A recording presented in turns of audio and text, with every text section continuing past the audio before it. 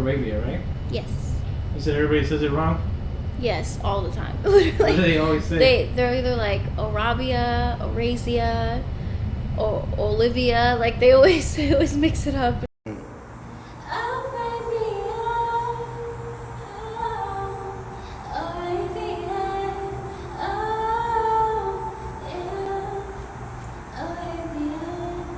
The whole album fit into a particular music genre, or does it borrow from multiple forms? So this album in particular, I made it to where it's just solely R&B, like a little bit of old school vibes, really just slowed down and very intimate.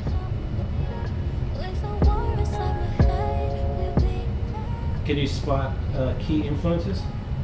I would say Aaliyah is my number one. She's my favorite, but I think I would go with Summer Walker right now, and Tink as well.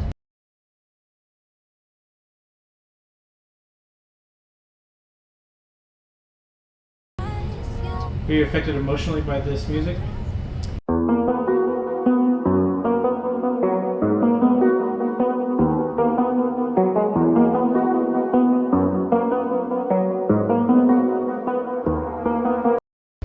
For this album, yes, very much so.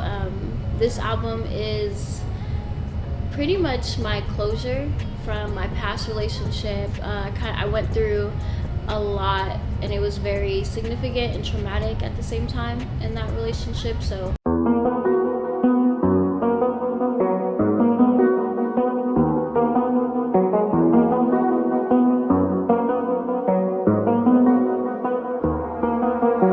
I was able to tie all of that into this album and really just pour my heart out. So, yeah.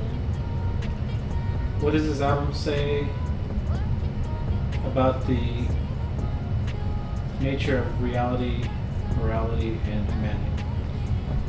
I would say that it says that shit is real. Shit happens.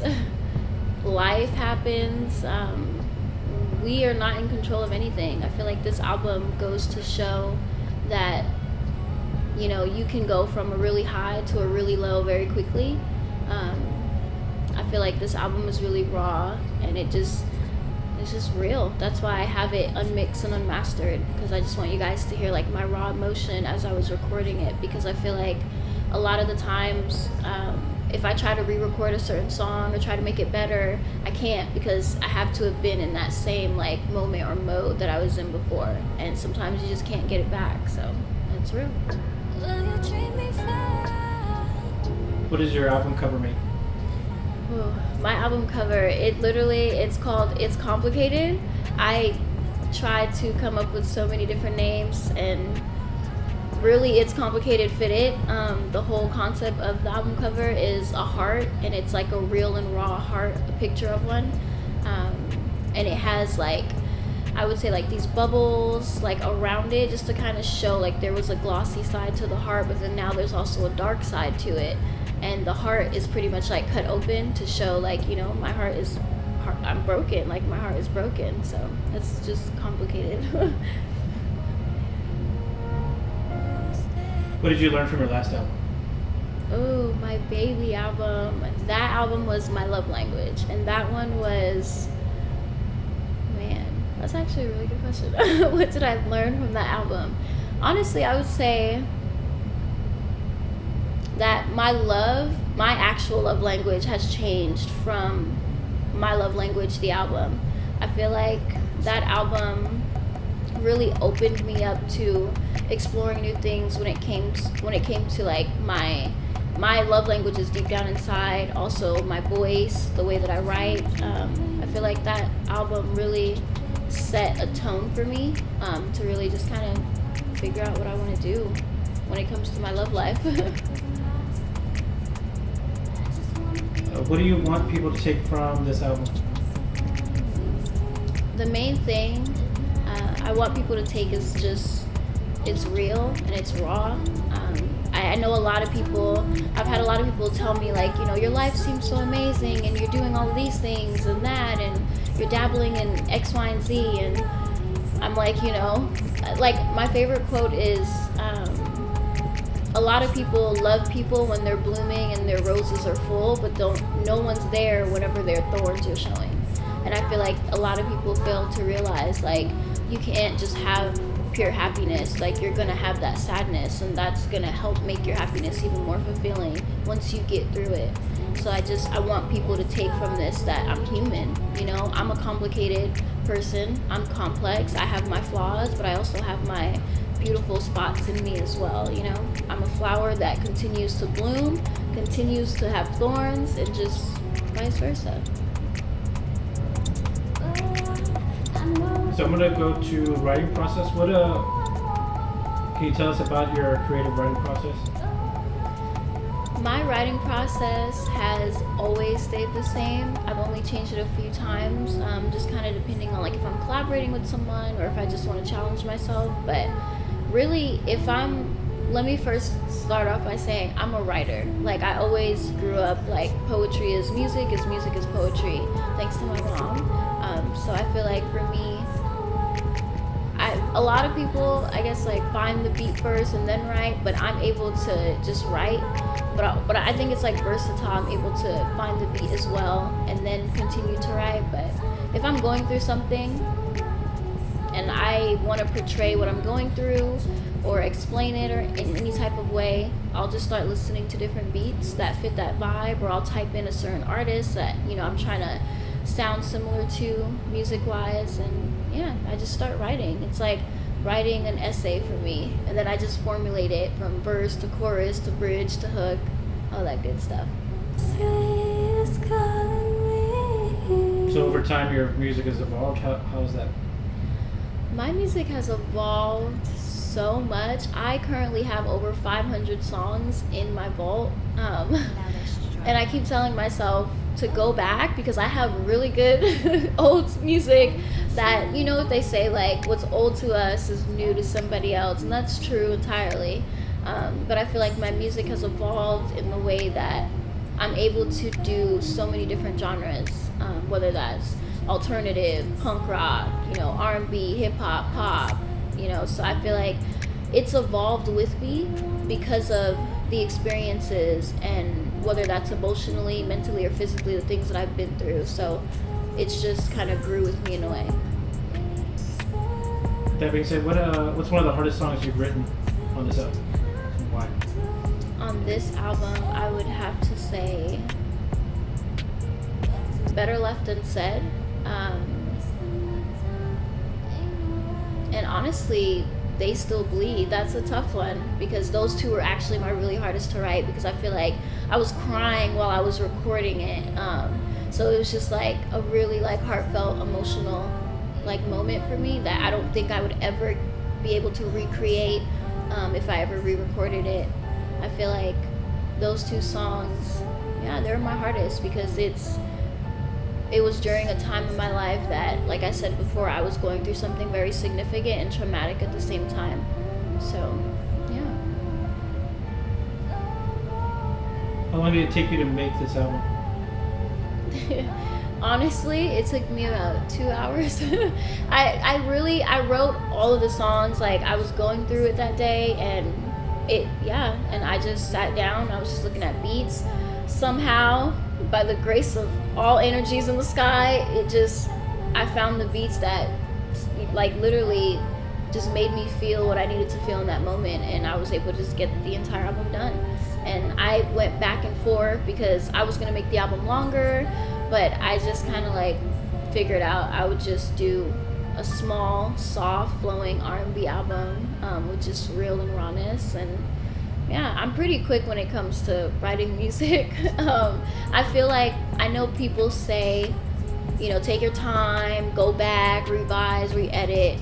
I just tell people I'm not here to write a whole essay. I'm just here to write a paragraph. Like, I cut straight to the chase, keep it short and sweet. There are times where I will go back and, you know, or if I feel like I could change this or I could make it sound better, but that's very rare for me because I'm more of a person, like I want all of my music to be real and raw, and I don't want to edit and, you know, just, I don't know, I'm different. But it works for me, and what works for me just may not work for somebody else. So, yeah. Can you share a defining moment in your career that has significantly impact on music or artistic expression? A defining moment. I would say see,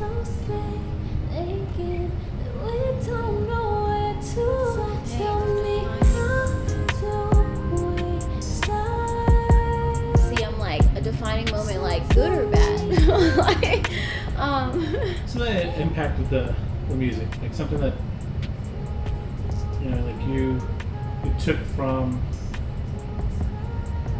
that moment. You were like singing, you kind of remember it as you're going through it. Honestly, I would say I feel like the most defining moment for me is there was a day where I sat down and I was like, I want to write a song today. And I really, in my head, I was like, my go-to, everyone knows me as writing heartbreak music because that's just the shit I go through is mainly heartbreak. I do have a lot of love songs, but I just feel like they're never able to get out because I just, go through the worst more than I go through the best. But that day that I was sitting down in my living room and I was trying to figure out what to write, and I was just like, I don't want to write heartbreak music anymore. I want to write empowering songs. I want to write loving songs. I want to be happy. I deserve it. I feel like that was a very groundbreaking moment for me because I was like, after this album and the next album that I put out, I'm gonna tap into my soft girl era and just write like uplifting music for women. And granted, I'm still gonna go through shit because I'm human, but I feel like that was a really defining moment for me in my whole music career because I was like, what am I gonna sing 30 years from now? Am I still gonna be sitting here singing heartbreak music, or am I gonna be singing music to help change people's lives or uplift people? And that's not to say or discredit any other artist that is making heartbreak music, because it's our truth, and that does help people. Because I know Summer Walker, Aaliyah, their music helps me. Shanti, Brandy, like all of that, that's all heartbreak music. So I feel like that was the most defining moment for me, because it really started to allow me to think not just short term or in the present. I really started to think long term of how I wanted my music career to form or develop. Why did you decide to have an unmixed album? I decided to have an unmixed album because I really wanted it to be, like I said before, real and raw. My voice sounds exactly how it sounds when it's mixed and mastered. It's just more crisp and more fresh and more clean. I feel like what I've been through recently really has affected me and affected the way that I love from that point on. And it really just affected the way that not only that I love people, but I love myself in general. I build everybody up for the next person. I never could just build somebody up and help them for me. So I feel like I needed to be real and raw. I needed it to just be like, you're gonna hear the AC in the back at some parts. You're gonna hear, probably my cat walking around. You're gonna hear me breathing or me crying, because it's a real thing. I didn't want it touched up. I didn't want it edited. I wanted it to be real. And it's just a real, raw, in the moment type of album. And the last set of questions, what inspired you to make a career in music? Honestly, I've always been a writer. I started out writing poetry, and then I turned that into essays, so I'm an English nerd. But once I found out that I had a voice and people wanted to listen and hear it, I knew that I could use that to help other people. I'm the type of person that I put everybody else before myself, and I'm still trying to work on that and balance that, but it works for me, and it makes me feel so comfortable. And I get people that will message me and be like, this song helped me, or this song helps me sleep, or this song is my turn up song. And it's just knowing that I have a purpose in the world to help other people. or just to let somebody else feel like, hey, I'm not alone. Because I know a lot of times whenever we go through things, we're like, why is this happening to me? This is only me, you know. But it's like, no, we're all going through it, just at different times. But I just feel like if I could just let one person feel like they're not alone, and I feel like that's because I felt so alone majority of my life, then that makes me happy. And that's why I started my singing career, because it works for me. So with that said, how did you know that you could sing? Did you have like choir in high school, or just started one night? So I did choir in middle school. So I did choir in middle school, but it was like for 2 weeks, and I was like, this ain't shit. Like, no offense to, you know, the choir people, like, do your thing, but all the sopranos and altos and do re mi fa sol, that was not for me. I wanted to actually sing. I was like, I don't like, but I know that that's to like help you control your voice and, you know, whatever, but it just wasn't for me. I was like, I want to just sing how I want to sing. I never took singing lessons. I've never got a singing coach. I never looked up videos on how to sing. My mom, it was one time, we were in our small 1-bedroom apartment, and we had like this closet, and she took her mic. We went in there, and Hannah Montana, shout out to Miley Cyrus, during those times, it was my favorite time, like my favorite songs, favorite era, and I was singing that song. And yeah, that's just, ever since that day, I just started singing. I wouldn't shut up. So I'm always singing something, or you could say speaker and I'll make a song about it. Like, it's just, I don't know, it comes natural to me. And I literally don't know why. Like, people, they're like, I've had people sit with me and like see me write a song or see me record 20 songs in 15 minutes. And they're just like, how? And I'm just like, I don't know. It just like, once it's pouring out of me, it's like a waterfall. It just keeps coming. So, yeah. Just stay tuned. August 12th. I know the date changed because it was supposed to be August 11th, but they pushed me back a day. But yeah, August 12th is coming out, so be ready. And another surprise is I'm actually coming out with a second album later in the year, maybe a couple months after. That's gonna be the upbeat album. It's still a heartbreak album, but it's gonna be the upbeat one. So I don't want y'all to think I'm getting a little too soft, but I'm not. You know, gotta have the soft and then have the upbeat. So yeah, check it out. Wasting my time ain't alright. Staying enjoying all my nights. No, I don't buy, baby, I buy. So tell me I'm wrong even when I'm right. Heart is so cold, it's a frostbite. No more stories that we can't write. This shit is too heavy, I need something light. I don't know if I'm alright. Don't know if I am right. Don't know if I am clear. I just want to stay far away, but you keep staying right here.